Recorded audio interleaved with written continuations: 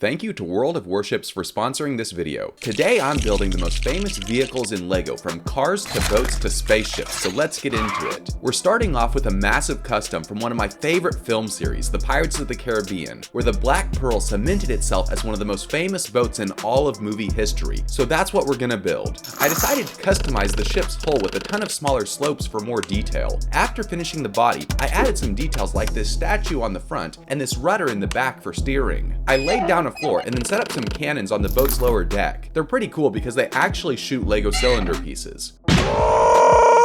There's also a small table for mills, along with this gel cell to hold any pirates trying to start a mutiny. On the other end, you'll find barrels and barrels of rum for the pirates to enjoy during their travels. I also added some extra crates of cannonballs. I then began construction on the upper deck, along with the captain's quarters. Speaking of captains, let's look at some minifigures. I already had Will Turner, Jack Sparrow, and Elizabeth Swann that Lego released back when they were making sets based on the movies. However, for the rest of the crew, I had to make customs. For Captain Barbossa, after a couple of variations, I landed on this version that I like because it includes his long hair, which was left out of the official minifigure, making it look really weird. The hat isn't perfect, but looks pretty good with this feather. I then made customs for Pintel and Rigetti. Rigetti's eye is always popping out in the movie, so for his head, I'm using Grindelwald since it has that messed up looking eye. Back in the captain's quarters, I made this dinner table with this pig, based on the scene with Elizabeth Swann and Barbossa in the movie. There's also a chest with some of the Aztec gold, along with this table and a map. From the outside, there's a lot of windows giving a view of the ocean. These ladders lead up to the top of the ship, where I added this really satisfying steering wheel, along with these lanterns at the back, and there's room for a couple of minifigures. While we're on the topic of ships, World of Warships is a free-to-play multiplayer PC game where you can captain your very own vessel, just like Jack Sparrow. I'm Captain Jack Sparrow. You can choose from a ton of different classes such as battleships, destroyers, cruisers, and even submarines. As you command your vessel, you'll have to use strategy to take out the enemy ranks, and be ready for anything because the weather is always changing across the 40 different maps. World of Warships has realistic tactical details for each of their ships. If you prefer a ship with the big guns, you can use a battleship that can give and take a lot of damage. Fire! Fire!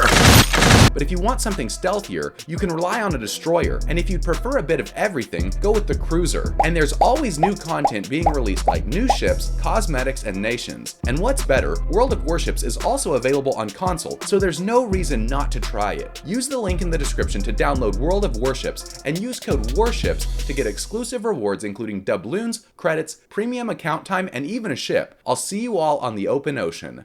I built up the sails using a mix of curved pieces and plates to create a couple of different sizes and variations. I added in some rope pieces to give the ship some rigging, and I used this barrel piece to add in two crow's nests at the top of the ship's mast. Huh? Hello, darkness, my old friend. And gave the ship an anchor. Now all that's left is to set up the ship with a crew of pirates. Some are scrubbing the deck, adjusting the rigging, talking to parrots, and doing all sorts of other stuff. And with that, we've completed our Black Pearl. Over the years, Lego has released a ton of different Batmobiles. They've made versions based off of the comics, the classic television series, the Lego Batman movie, a couple for Ben Affleck's version, two for Robert Pattinson's The Batman, and a ton of others. My favorite official Batmobile set is the Tumbler, based off of Christopher Nolan's Dark Knight trilogy. It came with this exclusive Batman minifigure that has incredible torso printing, as well as the Scarecrow minifigure. There's also this head for the Fear Gas Batman. The Tumbler itself is the perfect scale for minifigures, while also capturing a ton of its details. It's so good in my opinion, that there's not much of a point to get the huge version that is literally more than 6 times more expensive. Come on, hit me. I want you to do it. You got it.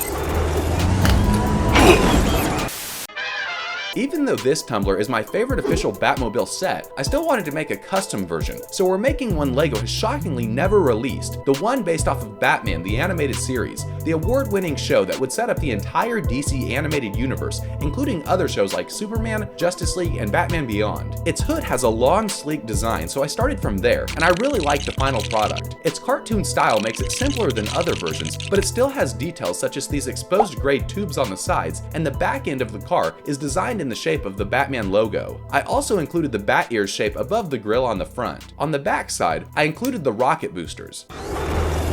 To make the animated series version of Batman, I had to use pieces from a variety of different minifigures since LEGO has never released it either. But if you have the right parts, it can end up looking pretty accurate. The roof is removable, and inside there's just enough room for Batman and these computer consoles for him to drive. The car is only 6 studs wide, making it way thinner than most of the other Batmobile sets that LEGO has released. Another show that I loved when I was a kid was Scooby-Doo, so when LEGO released sets based on it back in 2015, I was ecstatic, with my favorite being the Mystery Machine. However, it has always had one major flaw. It only fits 2 minifigures with Scooby in the back, and even Fred and Shaggy don't have actual seats. LEGO likely didn't give enough room for all 4 because Daphne and Velma weren't included in the set, so instead, the original included this lab in the back with some other details like a sink, stove, and sandwich. So I took the original set and made alterations using my own pieces. I took out this wall that was a waste of space and cleared out the area. I added in some extra seats and even had enough room for a center armrest, while still including a lot of the lab elements in the back as well. You can also fit Scooby-Doo sitting down, but let's add a mystery for the gang to solve. They've been called down to this swamp where some people have gone missing, and others have reported sightings of a swamp monster with one eye.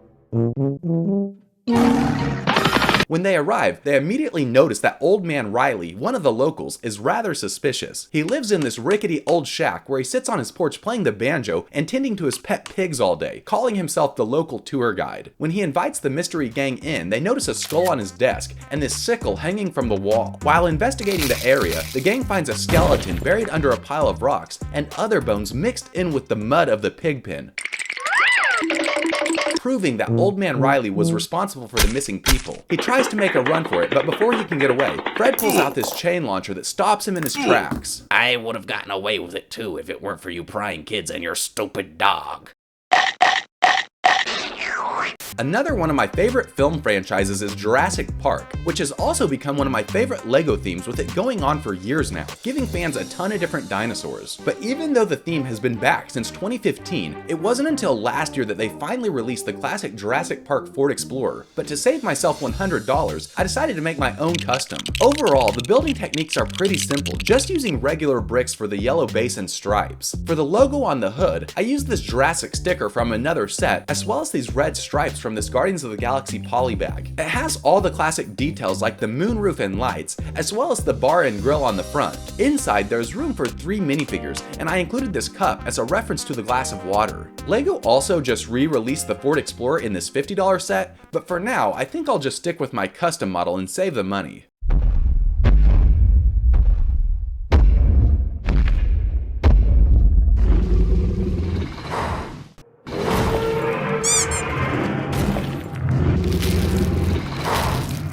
Our next vehicle is perhaps the most famous historical boat of all time, the Titanic, which LEGO did release their own version of back in 2021, and it's an incredible set, but it's absolutely massive, costing $680. And if I can't even afford some small Jurassic Park sets, there's no way I'm ever affording the Titanic. But what I can afford is a knockoff miniaturized version that I found at Goodwill for $2.54. Now that's what I call a bargain. Surprisingly, it was still sealed with all of the pieces. I'm not a LEGO loyalist or anything, but some of its pieces were absolutely trash. I had to exchange one part for a real Lego because it was stressing and wouldn't connect. In spite of that, after finishing the build, it looks surprisingly good for a price that is literally only half of one official Lego minifigure. It also had some cool parts that Lego doesn't make, like this one with a stud on both sides. These Lego microfigures are still too big for it, but I used them as people on the boat, and recreated the famous scene with Emmett and Rex from the Lego movie. They also included this iceberg that you can crash it into. And if you add in this Captain minifigure, it displays really well. For $2.54, I give it a 9 out of 10. However, it also had this sticker on the bottom of it that said $28.99, which would give it a 0 out of 10.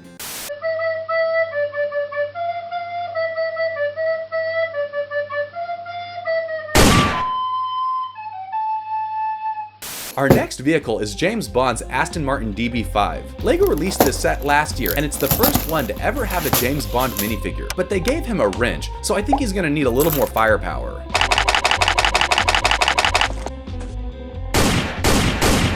This was was the first Speed Champion set I've ever built, but it turned out to be one of my favorite Lego sets in a long time, with a ton of detail on the outside and inside, like this minifigure microphone that they used as the gear shifter. For our next vehicle, I'm going with horses, which some people might not agree with, but I think it counts since people have used them to get around for thousands of years. Plus, Lego horses are pretty cool and come in a ton of different variations. So I started with these knights that have these pieces of armor over their horses that you can customize with flags and horns and stuff. Lego also released these spooky horses with red eyes for ring wraiths in the Lord of the Rings.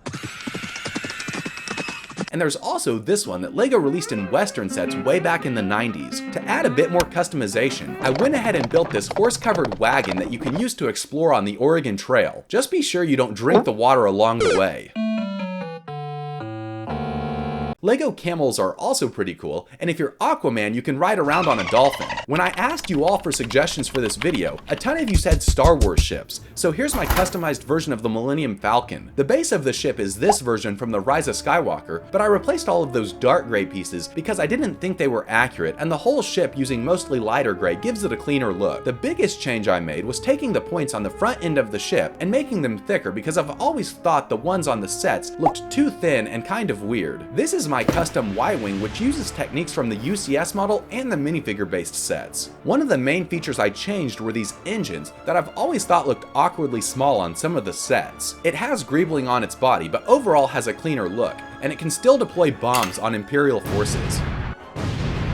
Joey Ronco 2720 recommended Lightning McQueen, so let's try it. I randomly had these Lightning McQueen parts from random bins I've bought over the years, so we'll try to make it work. And this is what I came up with. I think it looks pretty good. It's just a modified version of this set, but I didn't have the mouth, so I just included this grill and some headlights instead. Good job! A lot of you also said the DeLorean from Back to the Future, which I recently made for this movie posters video. So if you want to see it in more detail, you can check it out after this one. But if you have other ideas, leave them in the comments. Thank you again to World of Warships for sponsoring this video, and don't forget to use the link in the description with code WARSHIPS for your exclusive rewards. See you later.